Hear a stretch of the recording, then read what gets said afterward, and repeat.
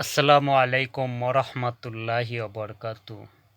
প্রিয় ভাই ও বোনেরা, এ দুনিয়ার ধন সম্পদ বৃদ্ধি করার জন্য এই সম্পদের লোভে আমরা নেক আমল থেকে উদাসীন হয়ে যাচ্ছি।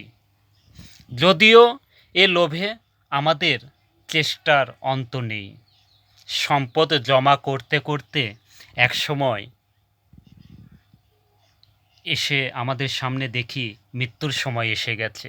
শুধু কষ্টই হলো, ভোগ করা হলো না। এরপর আফসোস নিয়ে চিরবিদায় নিতে হবে আমাদের।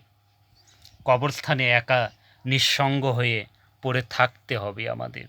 আসুন আল্লাহ পাকের রহমত নিয়ে, আল্লাহ পাকের রহমত দ্বারা পরিপূর্ণ হয়ে আমরা কবরে যাই।